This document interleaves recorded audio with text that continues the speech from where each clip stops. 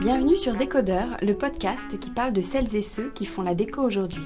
Je m'appelle Hortense Leluc et à chaque nouvel épisode, j'invite à mon micro un architecte ou un designer, une marque reconnue ou émergente, un entrepreneur ou un influenceur, quelqu'un que vous allez connaître ou pas, mais qui dans tous les cas va nous parler déco.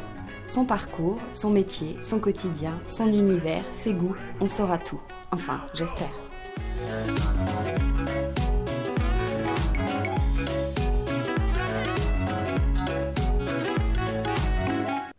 Aujourd'hui, je rencontre une figure du design français, Constance Guisset.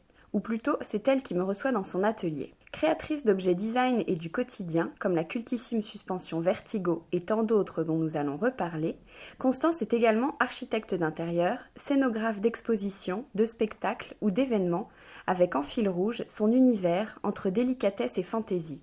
Son travail joyeux, vaporeux, onirique a été maintes fois récompensé par de nombreux prix. La semaine dernière, elle a même été sacrée parisienne de l'année par le Figaroscope. Tout un programme. Bonjour Constance. Bonjour Hortense. Comme je viens de dire, vous avez plusieurs casquettes, dont celle qui fut la première, je crois, d'être designer. Alors si on s'arrête sur cette fonction, designer, c'est un mot qu'on connaît bien, qu'on entend souvent, mais sans forcément en connaître la définition exacte. Est-ce que vous pouvez nous dire en quoi consiste ce métier de designer ? Le métier de designer consiste à concevoir des objets.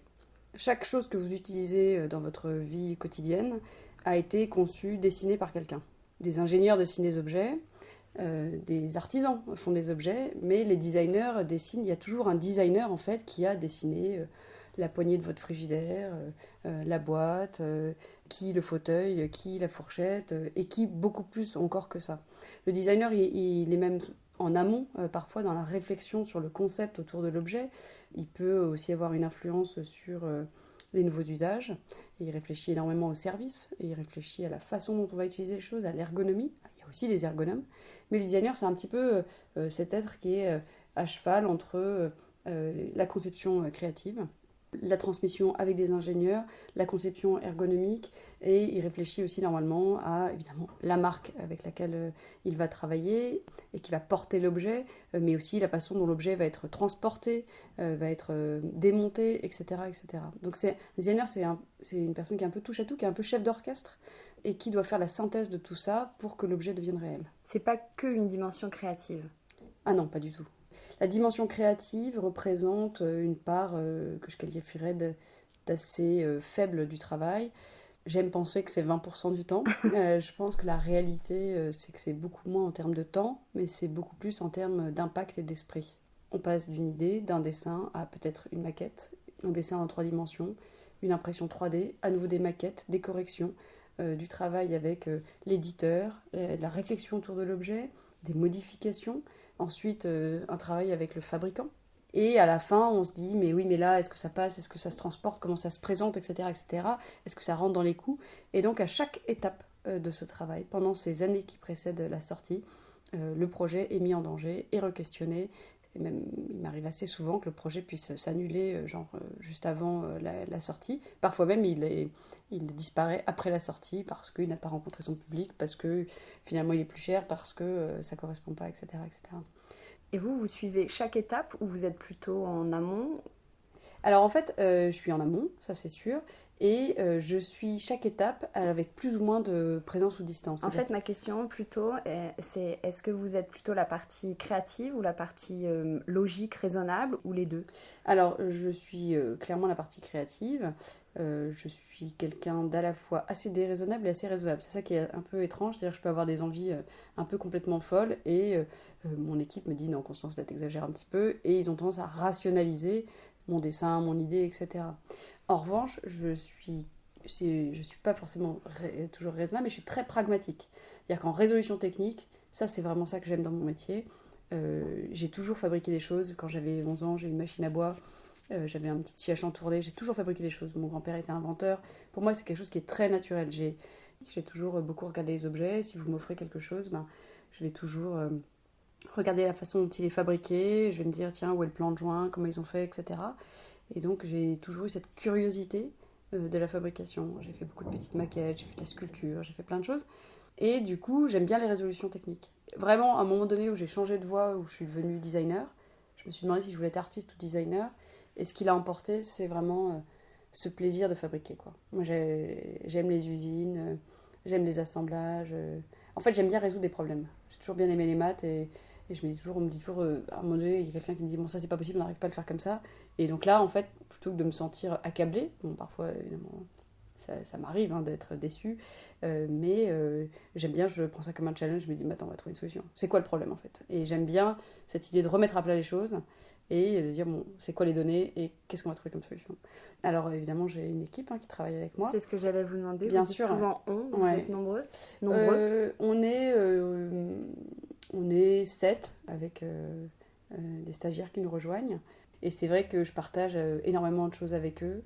Ce sont des personnes qui rendent les choses meilleures et qui suivent aussi beaucoup toutes ces étapes. Et donc moi, je passe ma journée en fait à faire le tour et je regarde chaque chose. Et comme je m'extrais à chaque fois du projet et que je vais dans le projet suivant, du coup j'ai un œil neuf à chaque fois. Et c'est ce qui permet aussi de garder à la fois le fil de la création et en même temps de garder du recul. Et puis parce que parfois quand on est pris dans quelque chose, on oublie de regarder ce qu'on est en train de faire. Vous imaginez d'abord des choses, des meubles, des objets, et ensuite vous prospectez des clients, des marques, ou ce sont eux qui viennent vous chercher, qui vous passent commande, entre guillemets? Je dirais un peu les deux. C'est plus des gens qui viennent me voir et qui passent commande. Mais il y a des marques en fait, qui passent. Alors, la commande peut être de différents types. Donc, il y a des commandes extrêmement précises, du style voilà, on veut une lampe en verre au prix de revient de temps et qui rentre dans telle typologie, ça correspond à notre attente dans le catalogue, elle doit faire telle taille, etc. etc. Donc là, voilà, pouf, là, je suis dans un cadre et puis là, je crée dans ce cadre. Parfois, j'ai au contraire quelqu'un qui me dit bon, bah, proposez-moi ce que vous voulez, en fait, une typologie qui vous intéresse. Donc là, c'est quand même assez libre. Ça ne veut pas dire qu'ils vont le prendre. Parce que c'est des commandes, c'est pas toujours des commandes, c'est des annonces de désir de travailler ensemble. Et puis parfois, ben, je dessine des choses libres, et puis avec des éditeurs que je connais, je leur propose. Vous êtes en compétition parfois? Il y a Tout le différents temps. designers. Mais tout le temps. Ma vie est une. Il y a des marques. Une marque demande à plusieurs Bien designers sûr. de travailler sur un projet et Bien ils choisissent sûr. le meilleur. Soit ils choisissent le meilleur, soit ils en Enfin, choisissent celui- plusieurs, parce Ouais. qu'ils font des collections. Mais je suis évidemment tout le temps en compétition. Enfin, tout le temps, c'est pas vrai, parce que parfois, je travaille avec des marques avec lesquelles j'ai une affinité particulière, où on se connaît bien, et du coup, ils me disent, ah, ce serait bien de faire un projet ensemble. Et là, je me sens moins en compétition, je me sens plus en confiance. Mais je n'ai jamais la garantie que le projet va être pris. J'ai extrêmement rarement, je ne crois pas me souvenir d'un projet où je me suis dit, de toute façon, ils prendront ils prendront tout ce que je vais leur proposer. Vous n'avez pas un partenariat officiel avec une marque? Non, j'ai parfois des accords de recherche, en fait, où une marque vient me voir et me dit, ah, j'aimerais qu'on fasse des recherches autour de la lumière, etc. Et donc là, je lance, mais je n'ai jamais la garantie que le truc va aboutir. Pour être honnête, c'est un métier c'est un métier qui est dur au sens où il faut être très prêt à perdre tout le projet très vite, quoi. Perdre, et est-ce qu'on peut vous piquer l'idée et Oui, de aussi. faire quelque chose qui ressemble de Ça très près? ça m'est arrivé aussi. Et comment vous réagissez dans ces cas-là? Alors moi, je suis pas quelqu'un de procédurier au sens où les énergies négatives ne m'intéressent pas beaucoup. Ça m'est arrivé quand j'étais plus jeune et je l'ai vraiment très mal vécu. J'ai trouvé ça très très dur à encaisser. Et puis bon, bah, dans le cadre d'un David contre Goliath, bah, en fait, je me suis pas spécialement manifestée. Enfin, je l'ai quand même dit, mais c'est vrai que... Et puis, c'est la complexité de nos métiers, en fait, c'est que bah, vous avez des copies serviles qui sont extrêmement faciles à identifier, etc. Et puis vous avez des copies inspirées, et là, allez le dire, quoi. Non, le plus compliqué, je trouve, pour nous, les designers ou architectes d'intérieur, parfois, c'est quand on est parfois mis en compétition, c'est que on voit bien que c'est un peu l'incubateur à idées, quoi. On donne beaucoup de choses et les gens ne perçoivent pas toujours en fait que c'est un travail d'avoir des idées. Comment vous trouvez les noms des produits? Il y a Cap, Vertigo, Chantilly, ou il y a un gros brainstorm autour de ça ou... Parfois on se rend compte qu'on nomme toujours de la même façon certains objets, parce qu'il doit y avoir des obsessions comme ça. Comme la cape par exemple, je pense que Cap est un nom qu'on a envie d'utiliser tout le temps. J'ai toujours adoré les capes et du coup c'est vrai que c'est venu très vite. Je dirais qu'il y a eu des périodes en fait pour ces noms. Quand j'étais plus jeune, c'est une amie à moi, une amie qu'on appelle la biche, qui m'aidait à trouver des noms et du coup on brainstormait, parfois elle me suggérait des choses, elle avait des bonnes idées, c'était très amusant. Et puis aujourd'hui, c'est plus à l'agence, on en discute. Il y a Lucie, ma collaboratrice, qui est très forte aussi en nom. C'est important le nom d'un produit? Oui, c'est important. Alors, c'est important et en même temps, moi, il y a des moments où. Enfin, c'est secondaire, quoi. Le moment où l'éditeur dit, bon, bah là, il va falloir se mettre à trouver un nom. Et en fait, je suis tellement concentrée sur est-ce que ça va tenir, est-ce qu'on va y arriver, est-ce que du coup, on va voir la microvis qui est là. Enfin, je me dis, voilà, le nom, il faut repartir en arrière sur le concept de départ, sur la sensation que ça procure. Et du coup, mettre des mots là-dessus, en fait, c'est pas si facile. Et puis, mettre des mots qui sont un peu, pas que français, mais qui font voyager un petit peu. Et qui n'enferment pas aussi, parce que ça, c'est parfois les noms enferment. De donner un nom trop figuratif enferme complètement dans l'interprétation. Et ça, c'est aussi un danger, et moi, j'essaie toujours de faire très attention à ça. Il faut laisser la personne S'approprier entièrement. l'approprier. Exactement. Ouais, c'est ça. Pour bien comprendre votre procédé créatif, on pourrait s'appuyer sur l'un de vos gros succès, donc c'est la Vertigo. Est-ce que vous pouvez nous raconter son histoire? Alors, la lampe Vertigo, c'est un des premiers beaux objets que j'ai dessinés en tant que créateur. J'étais à l'école, c'était je pense ma première année quasiment. Et on avait un projet qui était de fabriquer une cabane et donc de concevoir un objet à fabriquer soi-même, une cabane à fabriquer soi-même avec un mode d'emploi. Donc ça c'était ça le sujet.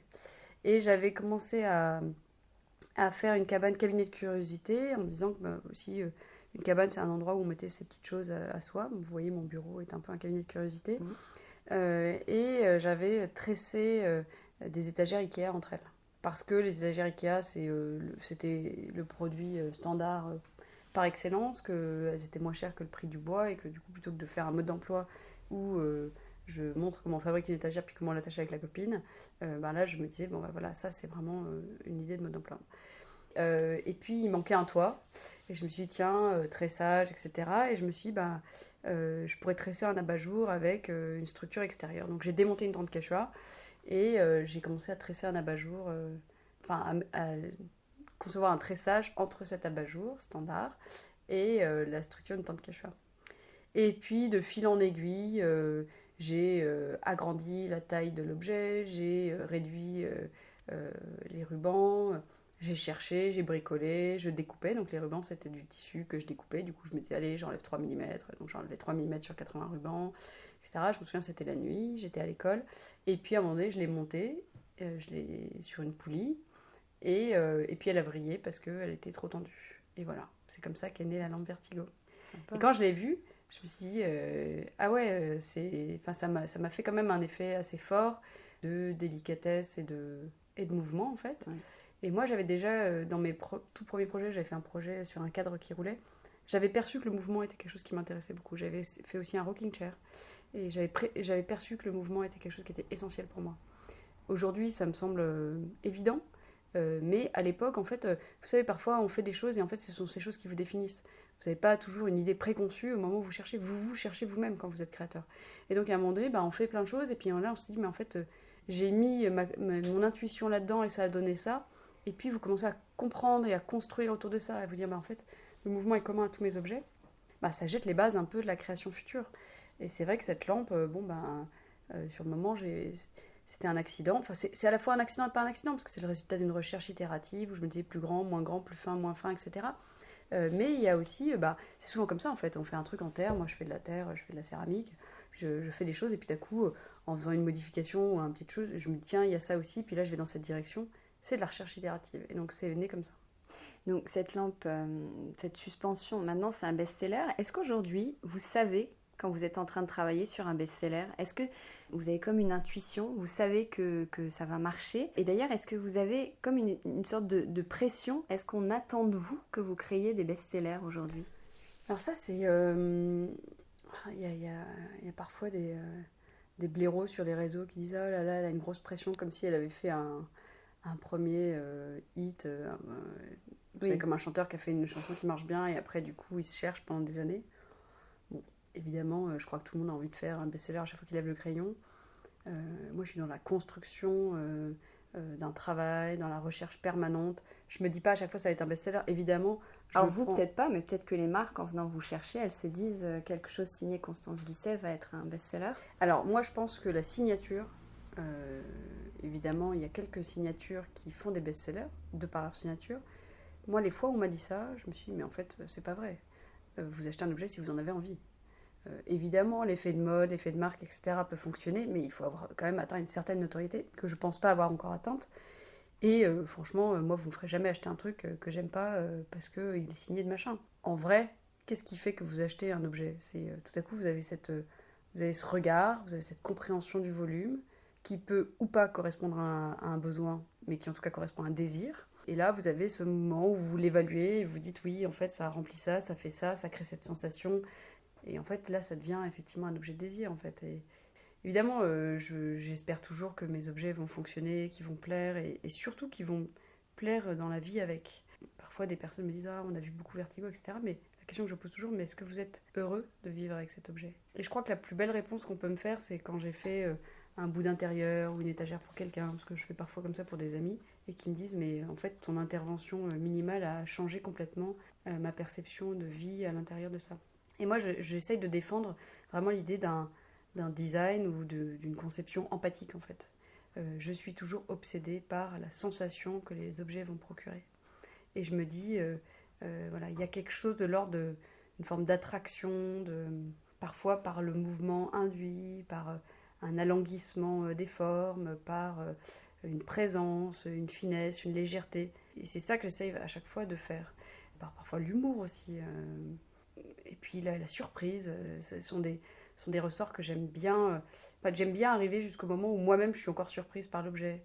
Voilà, on crée une sensation. Et parfois l'objet, quand il arrive réellement, m'étonne par sa présence. On met une telle énergie en fait à faire les choses que quand elles arrivent, on en a oublié en fait que ça allait être ça. Ça m'est arrivé aussi pour mon exposition l'année dernière aux Arts Décoratifs. J'ai mis une énergie mais folle à faire en sorte que l'expo soit accessible, soit amusante, soit facile d'accès pour les enfants comme pour les adultes. Et j'étais dans l'obsession du détail jusqu'au bout, en fait. Et quand j'ai visité l'exposition, quand elle a été terminée, j'ai ressenti ce que j'avais essayé de faire pendant ces mois de préparation. Et j'ai vu que les premiers visiteurs avaient la banane. Vraiment, j'ai vu ça, j'ai vu un espèce de bien-être, plaisir, etc. Et je me suis dit, en fait, c'est ça que je cherchais, mais j'avais oublié que je l'avais cherché, et que j'avais tout fait pour ça, mais j'en avais oublié presque le but premier. Et du coup, je suis surprise moi-même par l'objet qui m'a complètement échappé. Je veux dire, la lampe Vertigo, aujourd'hui, j'ai oublié que c'était moi qui l'avais faite. Je vous raconte l'histoire. Bon, mais ça me semble super loin, en fait. Je veux dire, quand elle est chez quelqu'un, ma seule préoccupation, c'est, bon, d'abord, est-ce qu'elle est bien accrochée? Est-ce qu'elle n'est pas à l'envers, par exemple, ce qui arrive souvent? Ou est-ce qu'elle n'est pas trop près du plafond, et du coup, elle a l'air d'être comme un animal attrapé dans un filet? Parce que cette sensation, voilà, d'emprisonnement me dérange, mais sinon, est-ce qu'elle est... Ça, je pense à ça. Mais j'ai oublié que c'était moi, en fait. C'est la lampe des gens, enfin. Et l'objet, quand il est sorti, c'est comme un enfant qui est sorti, c'est plus vous, en fait. Bien sûr, c'est votre création, mais c'est plus vous du tout.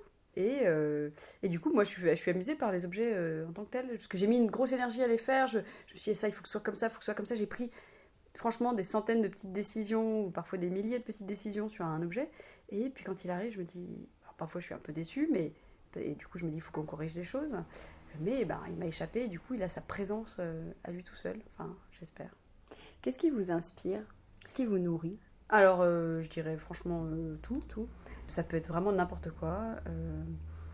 Moi, c'est vrai que j'aime beaucoup visiter les musées, j'aime beaucoup visiter les zoos. Donc, je suis évidemment très inspirée par la vie des gens, quoi, par les comportements, mais aussi par la nature, par les sensations.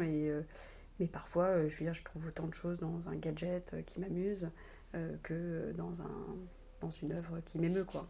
Je pense que tout ça fait un tout, et c'est cette espèce d'équilibre entre une forme de, pas de classicisme, mais bon, j'aime bien emmener ailleurs, en fait, quand je fais un objet. J'aime bien qu'il nous fasse voyager, et en même temps, j'aime bien qu'on puisse vivre avec, et en même temps qu'il soit différent parce qu'il nous emporte parce qu'il est un peu différent, mais en même temps qu'on puisse vivre avec. Donc il y a un espèce de mélange je sais pas, peut-être un petit peu d'humour quand même, j'espère, dans certains de mes projets. Oui, un désir de mouvement, donc évidemment le mouvement et la légèreté sont assez souvent en lien. Quelque chose d'assez graphique, d'une présence et en même temps d'une discrétion un peu classique. Enfin, je sais pas, j'essaye de trouver des équilibres et en fait ce sont ces équilibres qui, à mon avis, donnent vie aux objets. Et c'est un peu en lien avec ce que je disais tout à l'heure sur l'abstraction et la figuration. Moi j'aime bien l'abstraction parce que je trouve que c'est plus évocateur. Et j'aime pas trop la figuration, mais on est toujours un tout petit peu sur le fil où tout à coup on évoque, mais on ne figure pas. Et c'est vrai que moi j'aime bien l'évocation en fait. Je pense que c'est ce que les gens relient à l'idée de la poésie, en fait. Comment, avec quelques mots, on arrive à évoquer un univers. Et là, c'est comment, avec quelques lignes ou quelques matériaux, on arrive à évoquer un imaginaire. Et donc, c'est peut-être ça qui fait que on le décrit avec des mots comme la poésie. Je n'ai pas pensé à la poésie quand je l'avais faite, mais en revanche, je pense beaucoup à l'évocation. Alors maintenant qu'on a bien compris tout ce que vous faisiez, je vais revenir au tout début, parce que vous avez un parcours qui est original, qu'on ne peut pas ne pas évoquer. Est-ce que vous pouvez nous raconter comment vous en êtes arrivé à faire tout ça? Alors, c'est vrai que je n'ai pas un parcours classique de designer, on va dire. En fait, d'abord, j'ai toujours aimé fabriquer des choses avec mes mains. Donc, je vous le disais, j'avais une machine à bois, une scie à chantourner quand j'avais 11 ans. Enfin, j'ai toujours bricolé. On m'appelait Madame Tipex à l'école, donc vraiment je bricolais toute la journée pendant les cours. Enfin, j'écoutais pas toujours beaucoup les cours, j'étais un peu dissipée, on va dire. Bref, une fois qu'on s'est dit ça. Et puis à un moment donné, je crois que je me suis dit, tiens, je voudrais être chirurgien, parce que je cherchais un métier qui était à la fois manuel et intellectuel. Et je voyais bien la réparation, la bidouille. En fait, vous savez, quand on lit par exemple le Lambeau, on voit bien que il y a un processus aussi itératif, on cherche, on essaie de réparer, on essaie de construire, etc. On n'y arrive pas toujours, et en fait c'est un peu comme mon métier. Très souvent j'y arrive pas, et puis en fait je réessaye, et j'essaie de trouver des nouvelles façons. Alors c'est pas toujours aussi... tout n'est pas toujours comme ça, hein, mais je comprends encore aujourd'hui pourquoi j'aurais voulu faire ce métier. Je crois que j'aimerais toujours le faire en fait. Donc après j'adore le mien, donc je changerai pas, mais c'était assez fort comme désir. Puis, je sais pas, je suis pas du tout dans un milieu médical. Et puis, on s'est dit que ça allait être très long comme étude. Puis, à un moment donné, je me suis dit, ah tiens, je serais bien ébéniste. Et puis, bon, on s'est dit, bon, pourquoi pas faire des études. Et j'étais pas trop mauvaise en classe. Et mes parents m'ont dit, bah écoute, lance-toi quand même plutôt dans d'autres études avant de changer. Puis, j'ai passé mon bac assez tôt, donc ça me semblait assez logique de continuer. Donc, j'ai fait une prépa. J'ai fait une prépa générale parce que en fait, j'aimais bien plein de matières, j'adorais les maths, j'adorais les langues, j'adorais le français, bon voilà. Et du coup, j'ai fait une prépa HEC et j'ai fait du coup l'ESSEC, donc qui est une école de commerce. Quand j'étais à l'ESSEC, j'ai coché la case apprendre le japonais sur un papier qu'on vous envoie avant de s'inscrire. Et donc j'ai fait des stages au Japon, un premier, puis un deuxième où j'étais donc un premier, j'étais au poste d'expansion économique à Tokyo, et un deuxième où j'étais assistante parlementaire d'un député japonais. Et en fait, je me suis dit, j'adorerais voyager tout le temps, et du coup, j'aimerais bien être conseiller culturel. Et donc, je me dis, conseiller culturel, il faut que je fasse Sciences Po, il faut que j'essaye le Quai d'Orsay. Et puis, je suis revenue du Japon, de ma deuxième expérience du Japon, où j'avais fait, c'était assez amusant, j'ai vécu des choses assez amusantes. Mais j'avais plus du tout envie de travailler, donc je suis rentrée à Sciences Po, j'avais passé Sciences Po avant, j'étais en service public, et là, je me suis dit, non, mais en fait, reprendre des concours et tout, le fait d'avoir décroché pendant un an des études m'avait fait penser que j'avais plutôt envie de faire ça. Et du coup, je suis passée en gestion culturelle à Sciences Po en me disant, ouais, quand même la culture, la création, tout ça. Et pendant que j'étais à Sciences Po, je faisais de la menuiserie un jour par semaine, je faisais de la calligraphie, de la sculpture le soir, du modelage. Bon, j'ai toujours continué à avoir une activité un peu comme ça. Et puis, je suis diplômée de Sciences Po, je me mets à travailler dans une galerie. Et là ça a été très clair.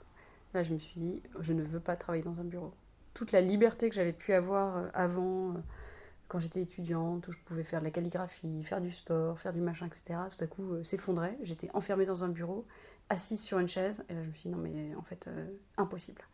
Vraiment, c'était une réaction quasi physique à la chose, et je me suis dit, mais en fait, j'aime la création, mais en fait, j'ai envie d'en faire. Et donc là, quand même, énorme doute, parce que j'avais pas cette formation, etc. Et je vous dis, je me suis interrogée de savoir si je voulais être artiste ou designer. Et le fait que j'ai toujours aimé la technique m'a fait pencher pour le design. Donc là, je me souviens, j'étais déjà avec la personne qui est devenue mon mari. Je lui ai dit, bon, écoute, je crois que j'ai envie d'être créateur. Et il m'a dit, écoute, c'est le métier le plus difficile du monde, la création, mais je te soutiendrai, donc fais ce que tu veux. Et je lui dis, bah, c'est quoi une bonne école de design? Et dans mon immense prétention, je lui dis, écoute, moi je vais pas postuler à toutes les écoles, je voudrais voir si l'école pense que j'ai un potentiel, j'irai, mais si je préfère encadrer des créateurs plutôt que d'être un créateur qui n'y arrive pas et qui du coup, je veux pas être frustrée dans mon travail, quoi. Je veux pas sentir ça. Et il m'a dit, bah écoute, l'ENSI c'est bien parce que c'est une école qui s'ouvre à des profils différents, etc. Donc je suis allée visiter l'ENSI, où ils m'ont dit, il faut vous sortir de toutes vos obligations professionnelles. Et en fait, j'ai un peu menti, parce que j'ai quand même postulé chez les Bouroulec, où j'étais leur administratrice pendant 7 ans, et j'étais en parallèle de l'ENSI. Donc pendant quelques années, personne ne le savait. Et puis un jour, mon prof croise Ronan Bouroulec et lui dit... et Ronan lui dit alors ça se passe comment avec Constance, et mon prof du coup il me dit bon voilà, il m'a dit écoute, tant que tu fais ce que tu fais, je j'irai pas le dire, et voilà. Et donc j'ai énormément travaillé parce que de fait c'est une école qu'on fait plutôt à plein temps, et donc moi j'étais à mi-temps, sauf que personne ne le savait, donc je manquais un autre boulot à côté, et j'ai travaillé beaucoup la nuit, le jour, etc. Et voilà.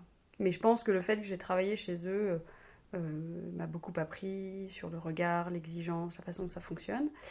Et au moment où j'étais diplômée de l'école, en fait là je suis restée encore chez eux un petit peu, puis je me suis lancée après. Mais est-ce que vos études, plutôt de commerce notamment, vos diplômes, vous êtes dans votre métier actuel ou ça vous semble très loin, un autre monde? Alors en fait, ça me semble extrêmement loin. Je pense que les moments où ça m'aide, ce sont d'abord la réminiscence de la prépa, parce que du coup je suis une très grosse travailleuse et je peux me concentrer très fortement, très vite. J'avais appris là-bas à passer d'une matière à l'autre, et du coup pour pas m'ennuyer et puis pour pas m'épuiser, dès que je sentais que je ralentissais sur un truc, je change. Et en fait ça correspond à ma façon de penser, et ça correspond à ma façon de travailler ici aujourd'hui. C'est-à-dire que je change tout le temps de projet, et du coup voilà, j'ai cette espèce de rythme qui fait que ça fonctionne bien. Donc ça, c'est des réminiscences de prépa qui sont très forts. Ensuite, c'est vrai que moi, je viens d'un milieu d'entrepreneur. Donc pour moi, l'entreprise, monter sa boîte, c'était pas impensable. C'était même assez naturel, et c'est même très logique, quoi. Mais c'est vrai que, est-ce que j'ai appris tout ça là-bas? Je sais pas. En revanche, j'ai appris, je pense, à écrire. Ça m'a quand même... encouragée à lire plein de choses, écrire plein de choses, que ce soit à l'ESSEC ou Sciences Po, très clairement. Et puis j'ai quand même des notions de comptabilité, de gestion, qui font que je ne suis pas perdue quand je regarde un bilan. Ouais. Et vous avez jamais, vous l'avez évoqué tout à l'heure, donc je crois que j'ai déjà ma réponse, jamais regretté ce changement de voie? Non. Et financièrement, avec de telles études, vous auriez eu un poste très confortable. J'imagine que quand on est créateur, c'est un peu moins facile. Ah oui, je pense que c'est pas comparable. En fait, avec le temps, parfois j'y pense. Je me dis, c'est vrai que là, j'aimerais bien gagner plein de sous et avoir un super endroit. Enfin voilà, je vois bien la différence. Et en même temps, vous aimez tellement votre métier que... Oui, puis ce que ça veut dire. En fait, moi, au moment où j'ai changé de voie, il y a un truc qui m'a frappée, c'est le changement de regard sur le monde, en fait. Je me suis dit, tiens, c'est amusant, maintenant je m'autorise encore plus à regarder. Et vraiment, ça m'a frappée. Tout à coup, c'est comme si tout ce que je regardais avant, mais je regardais sans en prendre conscience ou sans analyser, tout à coup, mon regard sur le monde avait changé parce qu'il fallait que je rattrape et que je me dise, tiens, comment c'est fabriqué, comment c'est fait, pourquoi c'est comme ça, pourquoi ça fait de l'effet, pourquoi, etc. Et mon regard sur le monde vraiment a changé sur... la compréhension de ce qui fait, ce qui marche pas, etc. Et donc je suis évidemment en analyse perpétuelle aujourd'hui. Et ça, ce regard-là, mais quelle chance! Et puis les personnes avec lesquelles je travaille, ce désir, cet amusement, ce plaisir. Moi, je ris beaucoup, beaucoup, toute la journée. Enfin, je veux dire, d'ailleurs, à l'agence, tout le monde pourra vous le dire. Quand on leur demande ma caractéristique principale, ils disent espiègle. Je suis quelqu'un qui... Voilà, je suis vraiment enthousiaste. Je pense que je suis vraiment heureuse dans ce que je fais. On en parlait tout à l'heure, il y a eu toute une rétrospective de votre travail aux Arts Décoratifs de Paris. Vous aviez seulement 40 ans, ça fait quoi? Vous étiez fière, gênée peut-être, honorée, quand on vous a proposé en fait? En fait, quand on m'a proposé de faire l'exposition, j'étais vraiment super heureuse, super excitée, un petit peu inquiète aussi. Mais parce que comment on trouve le recul pour mettre en scène son propre travail? Alors, La particularité quand même de cette exposition, c'est qu'elle venait après 2 autres expositions, même 3. Une première à Montigny-lès-Metz, où je m'étais un tout petit peu exercée à ça. Une seconde, enfin, j'avais déjà fait une exposition sur mon travail je sais pas, les Calvériennes à Mayenne en 2012. Mais bon, là on parle vraiment d'une séquence très proche, où je suis à Montigny-lès-Metz, du coup je rassemble des pièces ensemble. Mais surtout, j'avais été invitée par le MUDAC à Lausanne, et donc celle de Montigny venait juste se greffer juste avant. Donc c'est vraiment, ça s'articulait autour du MUDAC. Où là j'avais conçu une exposition en 2 parties. D'un côté, c'est un appartement tout noir et blanc, et de l'autre côté, les mêmes objets en couleur. Et ça, c'était vraiment mon point de départ sur la perception de la couleur, du genre à travers la couleur, à travers les assemblages, etc. La question du genre est quelque chose qui m'intéresse évidemment énormément. Et je voulais démontrer en fait que ce qu'on disait est un design féminin. En réalité, quand tout était noir et blanc, on dit non, vraiment autre chose. Si vous prenez mes tables en cara pour matière grise, je veux dire, elles sont en noir, on dirait des fusées, et puis elles sont en rose, on dirait des jupes. Et en fait, l'apport de la couleur donne une influence. Alors c'est vrai que moi j'aime la couleur, je suis assez libérée dans les couleurs. Bon bah du coup, on imagine un monde un peu amusant, enfantin ou féminin en tout cas. Et en fait, je pense que c'est pas du tout ça qui prédomine. Moi, quand je dessine un objet, toujours en noir et blanc. La couleur ne m'intéresse pas avant que l'objet soit terminé. Tous les rendus sont en noir et blanc. Et donc ça, je voulais le montrer en fait. Je voulais vraiment montrer que le changement de couleur changeait la perception de l'objet. Et donc ça, c'était cette expo MUDAC. À cette occasion, j'ai fait un livre en fait, qui était un moment très important pour moi, parce que c'est les premiers textes que j'ai écrits vraiment sur mon travail. Avant, je faisais des petits textes sur les objets, mais là, c'était pas du tout pareil. Donc sur des thèmes qui étaient importants, le rond, la couleur, le genre, l'impermanence, l'abstraction. Et puis, suite à cette expo du MUDAC, est arrivée une autre proposition d'exposition qui était aussi assez amusante, et vous allez comprendre pourquoi je viens à l'expo des Arts Déco après. C'était au Musée Fabre à Montpellier. Là, j'étais dans un hôtel particulier, Sabatier d'Espérance, 18e, et je devais mettre mes objets en regard avec les objets du lieu. Et on dit toujours ça quand on est dans les expositions, on dit toujours on fait dialoguer les objets. Et je me suis dit, tiens, si on les faisait dialoguer pour de vrai. Et donc j'ai demandé à 3 acolytes, Chloé Pitiot, Adrien Goetz et Frédéric Dassas, de travailler avec moi autour de ces dialogues entre objets. Et donc on a fait comme une exposition spectacle. Donc ça, c'est quelque chose qui est un gros mot pour les conservateurs. Mon mari est conservateur de musée et bon, je veux dire, il sait très bien que je l'assume et ça nous amuse beaucoup. Mais c'est vrai que c'est quelque chose qui ne plaît pas toujours. Et moi, je me suis dit, je vais assumer ça en fait. Je fais des objets grand public et je fais une exposition qui aussi accueille les enfants. Et du coup, on est dans une logique de spectacle où en faisant parler les objets, très simplement, on arrive à les intéresser à l'histoire, à la fabrication, etc. des objets. Et voilà, et donc on a fait ça au musée Fabre. Et puis Olivier Gabet, donc, qui s'occupe du musée des arts décoratifs, vient voir cette exposition. Je crois que c'est au MUDAC qu'il y avait pensé. Je sais plus laquelle, enfin bon, bref, une des deux, ou peut-être les deux, il a vu les deux.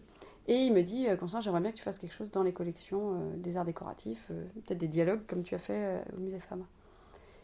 Et puis, vous savez comment c'est la vie, hein. C'est toujours plein de surprises. Et puis, en fait, il y a l'espèce de grand espace qui était à côté qui s'est libéré. Et là, parce que l'expo s'est annulée. Et donc, cette exposition qui devait être d'abord dans les collections s'est trouvée dans les collections, plus avec cet espace. Et donc là, tout à coup, c'est devenu vraiment quelque chose de encore plus grand. Au début, ça devait être une exposition déjà géniale au musée des arts décoratifs. J'étais vraiment ravie, etc. Et là, tout à coup, il y avait en plus le moyen de faire autre chose. Et donc là, vraiment, je me suis dit, il faut être au rendez-vous. Donc je me suis dit, idéalement, ce serait mieux dans 5 ans, j'aurais plus de choses, etc. Je serais plus mûre. Et puis je me suis dit, le train ne repasse pas 2 fois, donc il faut y aller. Et donc j'ai conçu l'expo comme ça. Et je l'ai conçu vraiment dans une énergie. On s'est vraiment défoncé sur cette exposition, sur ce projet. Pendant quelques mois, c'était très, très gros à porter parce que on a beaucoup travaillé avec Olivier Gabet, donc... Et évidemment, j'ai écrit les textes de l'expo, la scénographie de l'exposition. On s'est débrouillé sur plein de choses. Et c'est vrai que c'était très excitant. Alors, quand on est pris dans le projet, on ne prend pas le recul et on ne se dit pas, tiens, mon Dieu, j'ai 40 ans, j'ai cette expo. Mais c'est vrai que ça m'a fait un effet très fort quand les premiers visiteurs sont rentrés. Comme je vous le disais tout à l'heure, j'étais émue par leur réaction. Mais surtout, je trouvais que c'était très intime, en fait. C'est comme si...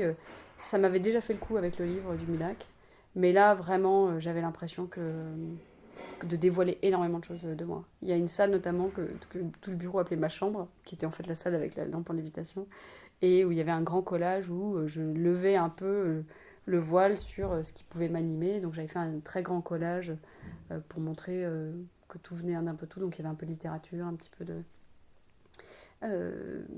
d'art, plein de choses différentes en fait, des choses amusantes, des choses moins amusantes. Et ça, c'était vraiment quelque chose qui était... j'avais l'impression que les gens pénétraient dans mon univers. C'était vraiment ça, c'est la sensation qui était la plus étrange. Et puis en fait, je me suis habituée à ça. Et puis voilà. Mais c'est vrai que ouais, c'est tout à coup, vous avez quelques milliers de personnes qui rentrent chez vous, quoi. Mais qui rentrent plus que chez vous, qui rentrent dans ce que vous voulez dire vraiment.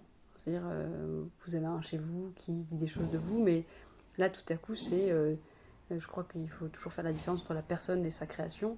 Mais la création dit parfois beaucoup plus de choses sur la personne que la personne dans sa vie de tous les jours. Et donc là, tout à coup, je disais pourquoi je faisais les choses et ce que j'y voyais. Et j'avais écrit ces textes et je devais les assumer et j'étais là. Et voilà. Donc ça, c'est vrai que c'était fort. Ouais. Vous parlez de chez vous, justement. Est-ce que vos créations sont chez vous?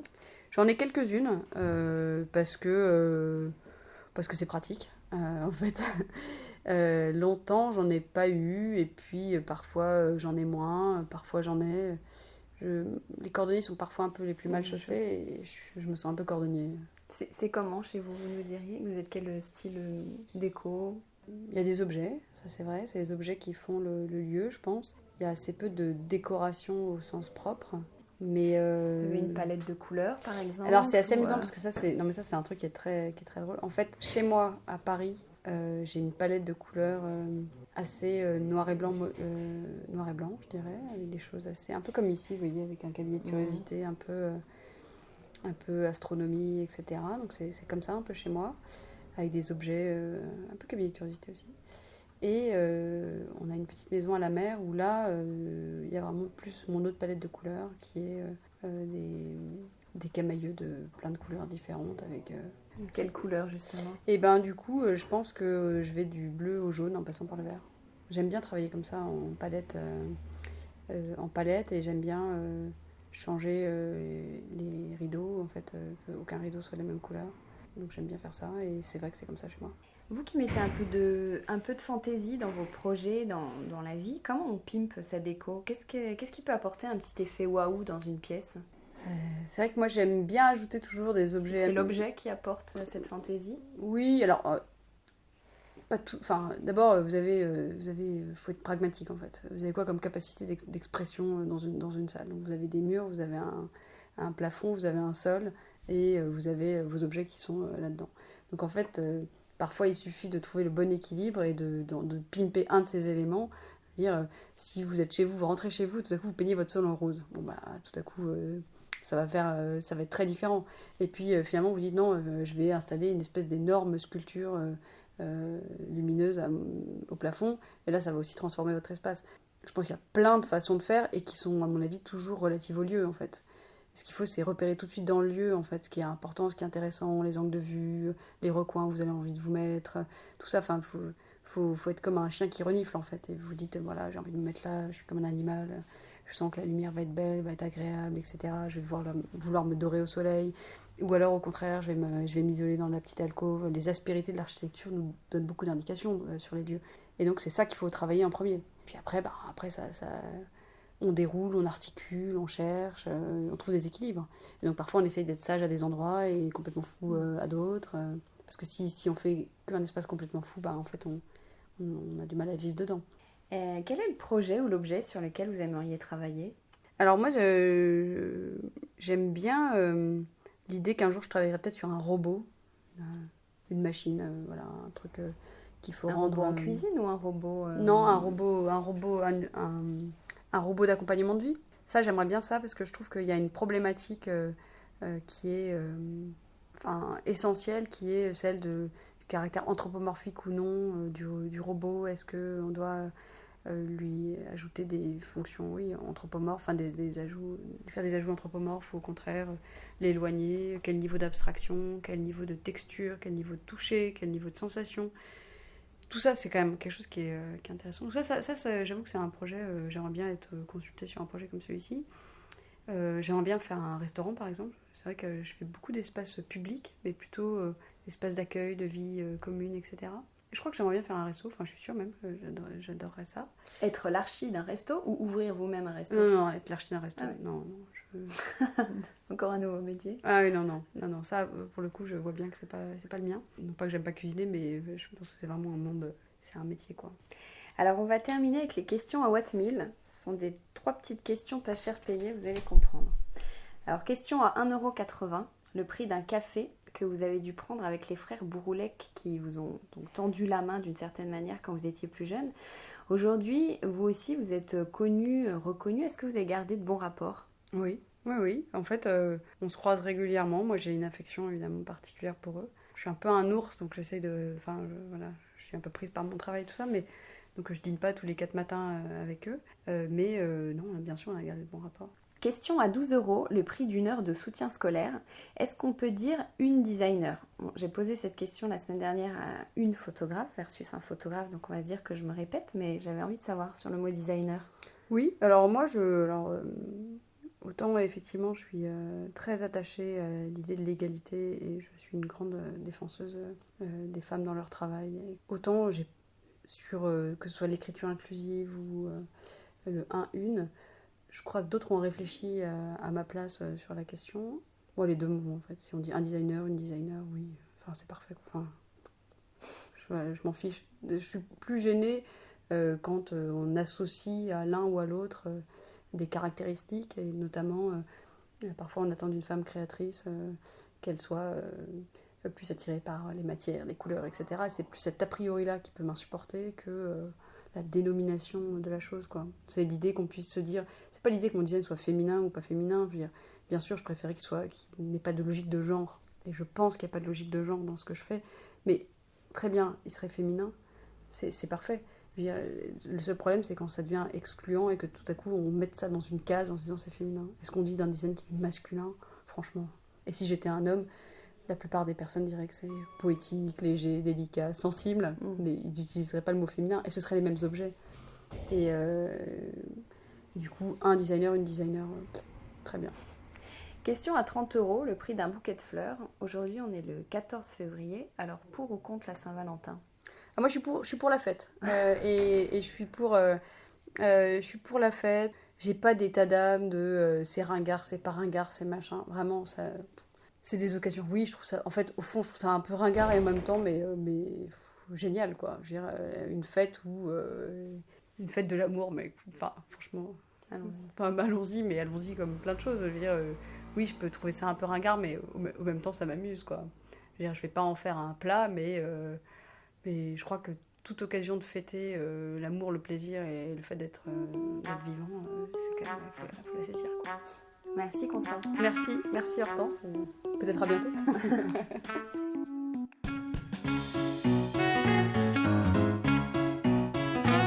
Décodeur, c'est terminé pour aujourd'hui. Merci pour votre écoute. J'espère que cet épisode vous a plu. N'hésitez pas à vous abonner à ce podcast, à laisser un commentaire sur iTunes ou sur la plateforme que vous utilisez, à suivre Décodeur sur Instagram, bref, à me faire des retours et surtout à en parler autour de vous. Merci et à la semaine prochaine.